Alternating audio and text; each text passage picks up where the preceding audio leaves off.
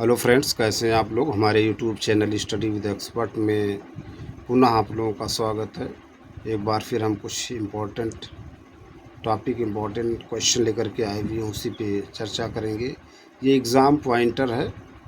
इसमें सभी प्रतियोगी परीक्षाओं के लिए सब्जेक्ट वाइज विषयवार प्रश्न दिए हुए हैं। ये जो प्रश्न है वो स्पेशली प्रीवियस ईयर के क्वेश्चन हैं, ठीक है। तो उसी पे हम चर्चा करेंगे। आप सभी लोग बने रहिए। तो चलिए, आज का टॉपिक है भारतीय राज्य व्यवस्था। उसी पे चर्चा करेंगे। करें वह अनुच्छेद जिसमें सभी राज्यों के लिए उच्च न्यायालय का प्रावधान की गई है। अनुच्छेद 214। लोक लेखा समिति में कुल सदस्य होते हैं 22, 15 लोकसभा प्लस 7 राज्यसभा।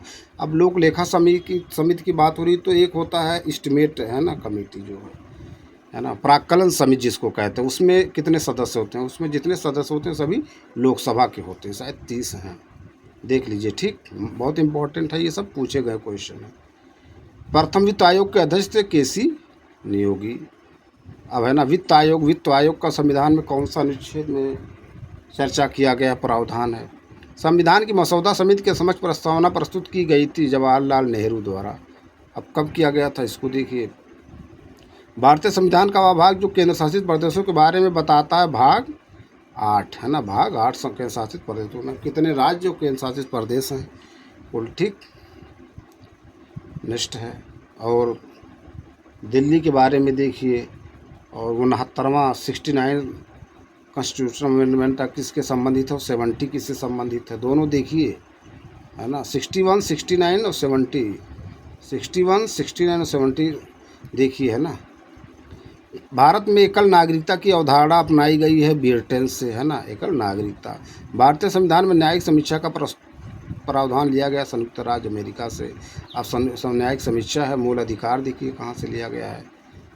संविधान की उद्देशिका में समाजवादी पंथ निरपेक्ष शब्द जोड़े गए 42वें संविधान संशोधन द्वारा। तो समाजवादी पंथ निरपेक्ष एक और कोई शब्द था, देखिए कौन सा था, उसको सर्च कीजिए, ठीक। भारतीय संविधान का वह अनुच्छेद जिसमें भारतीय नागरिकों के मूल कर्तव्य शामिल। अनुच्छेद 51 का मूल कर्तव्य, कितने मूल कर्तव्य हैं, कितने मौलिक अधिकार हैं, ठीक है, सब देखिए। भारतीय संविधान का वह भाग जिसमें मौलिक अधिकारों की चर्चा की गई है, भाग 3 मौलिक अधिकार, ठीक है। भारतीय संविधान के अनुसार संपत्ति का अधिकार वैधानिक अधिकार, है ना, कौन सा, वैधानिक अधिकार, ठीक है। भारत के संविधान का वह भाग जिसमें अंतर्राष्ट्रीय शांति और सुरक्षा को बढ़ावा देना वर्णित किया गया राज्य के नीति निर्देशक सिद्धांत में। राज्य के नीति निर्देशक सिद्धांत में देखिए कौन सा अनुच्छेद है, 50 है, 51 है, कौन सा है ना, देखिए सर्च कीजिए।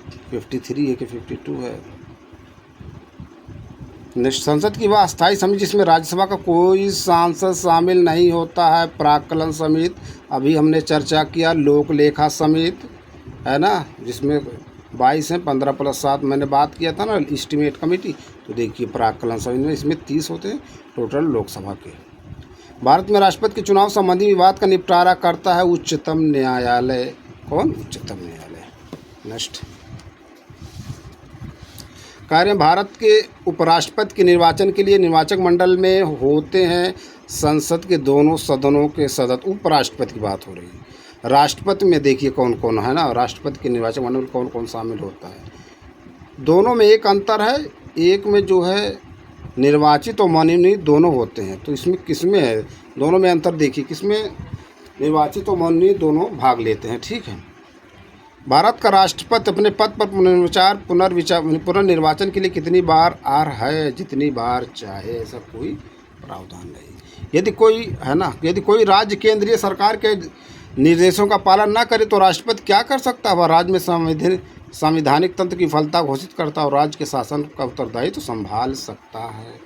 अब देखिए, अगर अनुच्छेद 352, 356 और 360, 356 है तो 365 देखिए, 56 को, है ना, 56 है तो 5 को कर दीजिए, फिर 6 को कर दीजिए, 365 देखिए किसी से संबंधित। 365, 355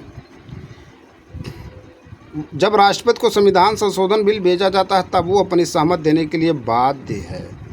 संविधान संशोधन बिल अखिल भारतीय सेवाओं के लिए नियुक्तियां करता है राष्ट्रपति, राष्ट्रपति मंत्रिपरिषद के सदस्य को बर्खास्त कर सकता है प्रधानमंत्री की सिफारिश पर। जब हम अपने संविधान के आदर्शों और संस्थानों का सम्मान करते हैं और राष्ट्रगान और राष्ट्रध्वज का सम्मान करते हैं तो हम अपने मौलिक कर्तव्यों का पालन करते हैं। तो कितने मौलिक कर्तव्य हैं, कितने मौलिक अधिकार हैं, देखिए, है ना। केंद्रीय हिंदी समिति का अध्यक्ष होता है भारत का प्रधानमंत्री। भारत में विधानसभा चुनाव से पहले चुनाव आचार संहिता कितने समय पूर्व लगती है? उसी समय जब चुनाव आयोग चुनावों की तारीखों की घोषणा करता है। ठीक। भारत के एकमात्र वित्त मंत्री जिन्हें अपने जन्मदिन पर 2 बार केंद्रीय बजट पेश करने के लिए जाना जाता है, मोरारजी देसाई। भारत का सर्वोच्च न्यायालय अभिलेख न्यायालय होगा और इसमें खुद की अवमानना के लिए दंड देने की शक्ति होगी, ऐसा वर्णित अनुच्छेद 129 में। अगला टॉपिक है पर्यावरण, उस पर चर्चा करेंगे। पर्यावरण से संबंधित कुछ महत्वपूर्ण प्रश्न है, ठीक है, उसी पे चर्चा करेंगे। देखिए, टॉपिक है पर्यावरण या पारिस्थितिकी। पर्यावरणीय अनुक्रम इन्वायरमेंटल हायरार्की है अणु, कोशिका, ऊतक, अंग, जीव, जनसंख्या, समुदाय, पारिस्थितिक तंत्र, जीवमंडल। इसको लाइटली ना लीजिए, क्वेश्चन पूछा गया, इसे बीच से दे देगा, यहाँ से उठा करके, ठीक, यहाँ तक, या यहाँ से उठा करके यहाँ तक दे देगा, कन्फ्यूज हो जाएगा। अगर आपको क्रम इसका सीक्वेंस नहीं मालूम है हायरार्की तो आप कन्फ्यूज हो जाएंगे। देखिए प्रीवियस ईयर का क्वेश्चन उठा करके। भारत का सबसे बड़ा मैंग्रोव वन क्षेत्र अवस्थित है सुंदरवन, पश्चिम बंगाल में। IPCC inter governmental panel on climate change की स्थापना UNEP और WMO द्वारा की गई थी 1988 में। अब UNEP क्या है, इसकी हेडक्वार्टर कहाँ है? WMO क्या, इसका हेडक्वार्टर कहाँ? देखिए, इकोमार्क प्रमाण पत्र दिया जाता ब्यूरो ऑफ इंडियन स्टैंडर्ड द्वारा। एक मनुष्य के जीवन को पूर्णतः धारणीय करने हेतु पर्याप्त न्यूनतम भूमि को कहा जाता है पारिस्थितिकीय फुटप्रिंट। पारिस्थितिकीय फुटप्रिंट। पर्यावरण शत्रु या पर्यावरण आतंकवादी पौधा है यूकेलिप्टस। पृथ्वी पर सर्वाधिक अस्थायी पारिस्थितिक तंत्र है महासागर। गिद्धों की संख्या में भारी कमी का कारण माने जाने वाला रसायन है डिक्लोफिनेक सोडियम। डिक्लोफिनेक सोडियम है, डिक्लोफिनेक सोडियम। कुछ और पॉइंट प्रश्न उस पर देखते हैं। कह रहे हैं जैव विविधता के संदर्भ में हॉट स्पॉट शब्द का प्रयोग किया नॉर्मन मायर्स ने। पूछा गया question, Norman Myers. Carbon dioxide के उत्सर्जन को कम करने के लिए कार्बन टैक्स लगाने वाला विश्व का पहला देश न्यूजीलैंड। कौन सा? न्यूजीलैंड। अब राजधानी इसकी क्या है ना, राजधानी इसकी क्या है? यहाँ देखिए कौन कौन सी नदियाँ हैं। नीपर शायद देखिए कहाँ से है। माओ जनजाति कहाँ से संबंधित है। भारत में वनों की सर्वाधिक प्रतिशतता वाला राज्य मिजोरम। भारत में वन्यजीव सप्ताह मनाया जाता है 2 से 8 अक्टूबर तक। भारत में हाथी परियोजना शुरुआत हुई वर्ष फरवरी 1992 में। क्वेश्चन पूछा गया, जब हाथी की बात हो तो हाथी दिवस कब मनाया जाए? हाथी दिवस 12 अगस्त को 2 दिवस मनाए जाते हैं, सर्च कीजिए, है ना। हाथी दिवस और शायद, है ना, अंतर्राष्ट्रीय युवा दिवस, 2 दिवस हैं, सर्च कीजिए। अम्लीय वर्षा का कारण है नाइट्रस ऑक्साइड और sulphur dioxide. World wide life fund का प्रतीक है विशालकाय पांडा। एशिया की सबसे बड़ी खारे पानी की झील है चिल्का झील। अब कहाँ पर? उड़ीसा में, पश्चिम बंगाल। कहाँ? ओरंग राष्ट्रीय उद्यान किस प्रदेश में स्थित? असम।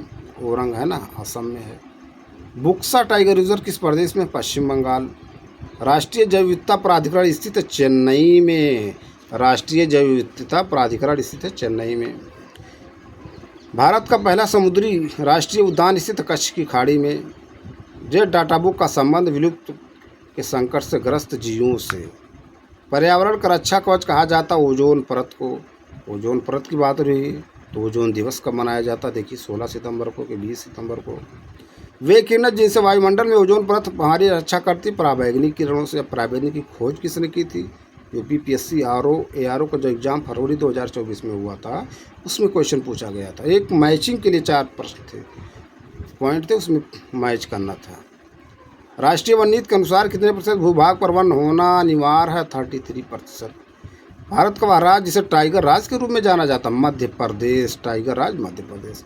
अगला टॉपिक है भारतीय अर्थव्यवस्था। भारत सरकार की प्रमुख योजनाएं प्रधानमंत्री जन धन योजना 2014, मेक इन इंडिया 2014, मुद्रा योजना micro unit development and refinance agency मुद्रा 2015, smart city mission 2015, Sukanya Samriddhi योजना 2015, स्टार्टअप इंडिया 2016, आयुष्मान भारत, प्रधानमंत्री जन आरोग्य योजना 2018, प्रधानमंत्री श्रम योगी मानधन योजना 2019, एक देश एक राशन कार्ड योजना 2019, राष्ट्रीय एआई मिशन 2020, गति शक्ति योजना 2021, मई 2025 की मैगजीन है लेटेस्ट, है ना।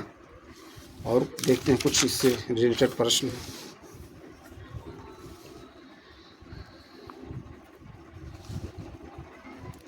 कह रहे हैं भारत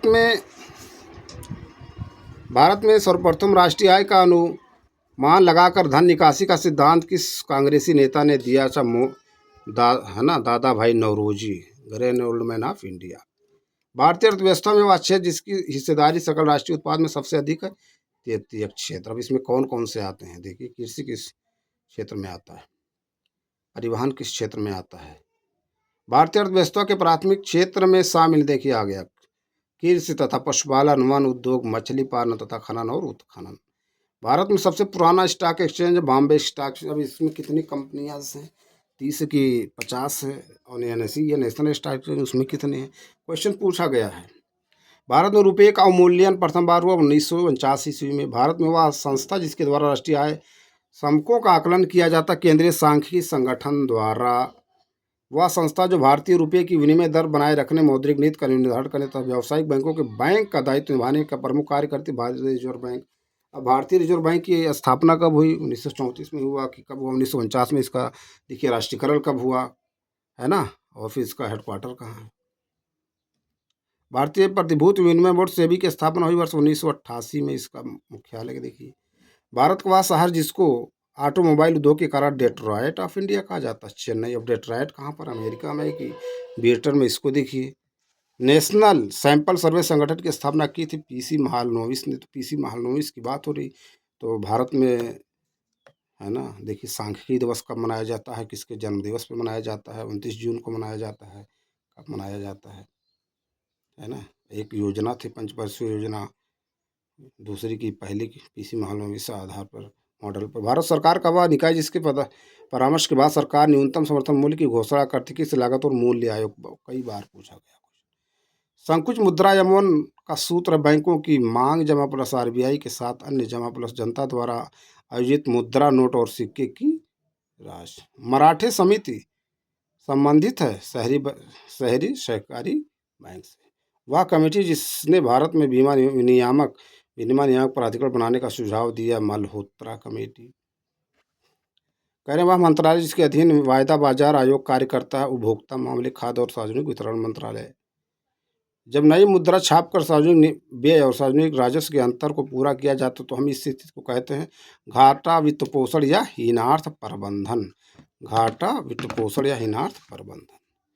तो ये कुछ इंपॉर्टेंट प्रश्न है जिसमें हमने चर्चा किया। हम अपने अगले वीडियो में जो बचे हुए टॉपिक हैं साइंस एंड टेक, उस पर चर्चा करेंगे। कुछ कंप्यूटर के क्वेश्चन हैं उस पर चर्चा करेंगे। कुछ मिससेलेनियस हैं उस पर चर्चा करेंगे। बहुत महत्वपूर्ण सब प्रश्न हैं मिससेलेनियस के। ठीक, तो फ्रेंड्स इस वीडियो को यहीं पर एंड करते हैं। हम अपने अगली वीडियो में फिर मिलेंगे कुछ नए प्रश्न नए टॉपिक के साथ। Thank you.